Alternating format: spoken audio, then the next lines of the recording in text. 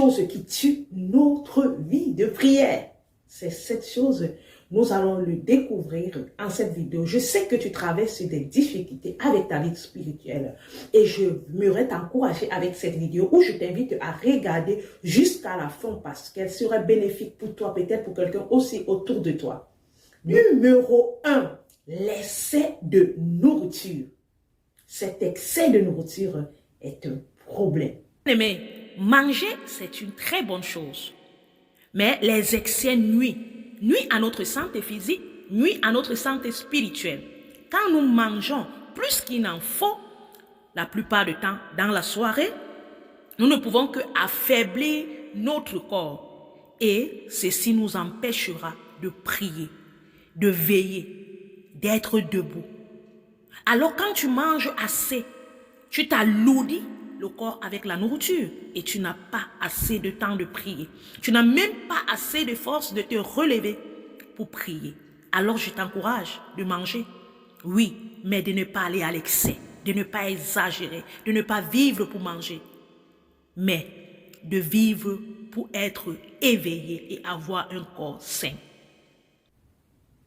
Je t'invite à lire Luc 21, le verset 34 avec moi. Prenez garde de vous-même, de craindre que vos cœurs ne s'apaisantissent par l'excès du manger et du boire, et par les soucis de la vie.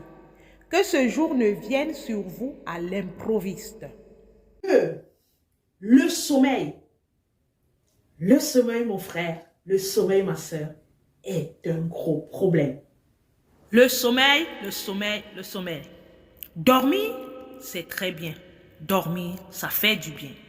Mais nous devons entraîner notre corps à dormir peu et à rester plus éveillé. Le sommeil vous attire vos forces et vous empêche de prier. La vérité est que certains cas de sommeil est une attaque. Mon frère, c'est bien de dormir, mais n'habitue pas ton corps à rester sur le lit, mais au contraire, d'être éveillé, de prier, que Christ te trouve éveillé. Je t'invite à lire avec moi Matthieu 6, 41. Romains 13. Veillez et priez, afin que vous ne tombez pas dans la tentation. L'esprit est bien disposé, mais la chair est faible. Cela importe d'autant plus que vous savez à quel temps nous sommes. C'est l'heure de vous réveiller en fin du sommeil, car maintenant le salut est plus près de nous que lorsque nous avons cru. La troisième des choses, la souillure de l'esprit et de l'âme. Conversation sexuelle, les pornographiques, des pensées impures. Tue la persévérance dans la prière. Votre homme intérieur est vaincu à mesure que votre esprit s'alimente des contenus souillés et érotiques. Bien-aimés, ces choses qui vous amusent, ces choses qui vous plaisent, ces choses-là tuent votre homme intérieur. Attention. Mon frère, ma soeur, j'aimerais t'encourager à lire avec moi 1 Corinthiens 6, 18 à 19. Fuyez l'impudicité. Quelque autre péché que l'on commet, ce péché est hors du corps. Mais celui qui se livre à l'impudicité pêche contre son propre corps. Ne savez-vous pas que votre corps est le temple du Saint-Esprit qui est en vous et que vous avez reçu de Dieu et que vous ne vous appartenez point? Philippiens 4, 8.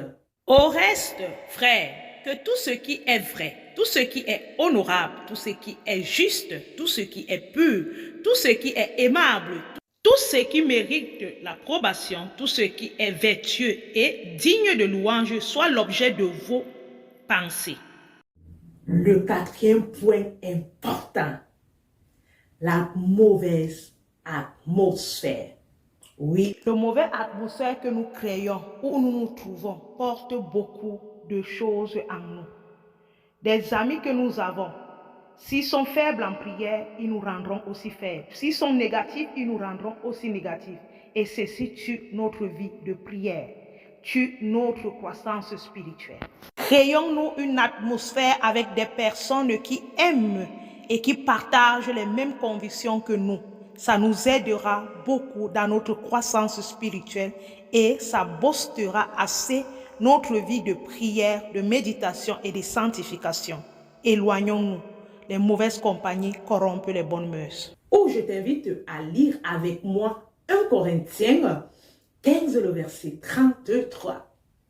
Ne vous y trompez pas, les mauvaises compagnies corrompent les bonnes mœurs. 5e position, pauvreté d'alimentation de l'homme intérieur. Quand l'homme intérieur n'est pas alimenté. Capitalité de la méditation de la parole de Dieu. La parole de Dieu est une nourriture intérieure, celle qui nourrit notre âme et notre esprit. Quand nous ne sommes pas nourris d'elle, nous ne sommes pas nourris par elle, il est impossible pour nous d'être des champions de la prière. Feuilleter la Bible, s'ennuyer pour la lire, ou s'endormir, s'alourdir, ou ne même pas toucher votre Bible, ne vous aide pas dans votre croissance spirituelle, ne vous aide pas dans votre maturité spirituelle, ne vous aide pas dans la vie de prière. Alors, la capitalité qu'il te faut, c'est la méditation. Et de dormir, et de somnoler, et d'ignorer, et de rejeter la parole de Dieu. Tu dois la méditer. Et c'est comme ça que tu pourras être un chrétien dans l'activité de votre vie spirituelle de faiblesse en force. Mais si vous vous endormez et vous vous laissez distraire, il sera impossible pour vous d'avoir une vie de prière. Je t'invite à lire Josué 1, le verset 8. Que ce livre de la loi ne s'éloigne point de ta bouche. Médite-le jour et nuit, pour agir fidèlement selon tout ce qui est écrit. Car c'est alors que tu auras du succès dans tes entreprises. C'est alors que tu réussiras. 6e position, l'inquiétude. L'inquiétude, un gros problème pour notre foi. Une personne inquiète est une personne qui ne peut pas être guerrier de la prière. Car quand nous sommes inquiets et que nous inquiétons autant, nous avons moins de temps de prier et plus de temps de nous laisser abattre par des situations, des épreuves ou les moments que nous traversons. Si nous voulons avoir ou être des guerriers de prière, nous devons renoncer à l'inquiétude et nous concentrer à une vie de prière. L'inquiétude est un gros poison pour notre foi.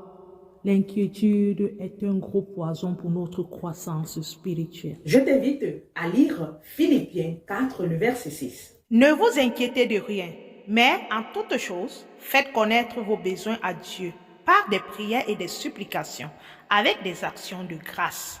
La dernière position, les distractions. C'est l'une des parties plus particulières à ce problème. La distraction, le plus gros problème de notre société aujourd'hui.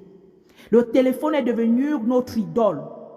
Nous avons donné tout notre temps, dédié notre temps à notre téléphone. Beaucoup de nous aujourd'hui passons des heures sur un téléphone. On est au courant de tout ce qui se passe sur les réseaux sociaux. On est dans tous les réseaux sociaux, que ce soit avec le téléphone, la télévision, l'ordinateur. On est toujours en communion, en train de jouer au game. On est en train de se divertir en regardant des vidéos. Et tout ce temps, nous sommes en train de le gâter inutilement. Et nous ne concentrons pas le temps à Dieu. Un homme, une femme qui veut aller loin avec Dieu ne peut pas être toujours scotché devant son ordinateur, son téléphone, sa télévision et autres. Mais c'est une personne qui va renoncer à ceci. Alors mes frères, j'aimerais vous encourager de quitter, de fuir des réseaux sociaux. Oui, d'y être, mais juste pour quelques instants, mais de vous concentrer plus à la présence de Dieu. Je t'invite à lire 1 Corinthiens 7, le verset 35. Je dis cela dans votre intérêt. Ce n'est pas pour vous prendre au piège. C'est pour vous porter à ce qui est bienséance et propre, à vous attacher au Seigneur sans distraction. Merci beaucoup d'avoir écouté cette vidéo. J'espère qu'elle va t'aider, elle va aider quelqu'un autour de toi. Ou j'aimerais t'inviter à me dire en commentaire si elle a pu trouver une solution dans ta vie. Et je t'invite à partager, inviter quelqu'un d'autre à écouter cette vidéo qui peut l'aider dans sa croissance. Je prie que le feu du Saint-Esprit réallume la vie de prière, de méditation, de détermination, de foi en toi au nom de Jésus. Que le Seigneur te visite après cette vidéo et qu'il te restaure dans le nom puissant de Jésus-Christ. Merci Seigneur, que ton nom soit glorifié. Amen.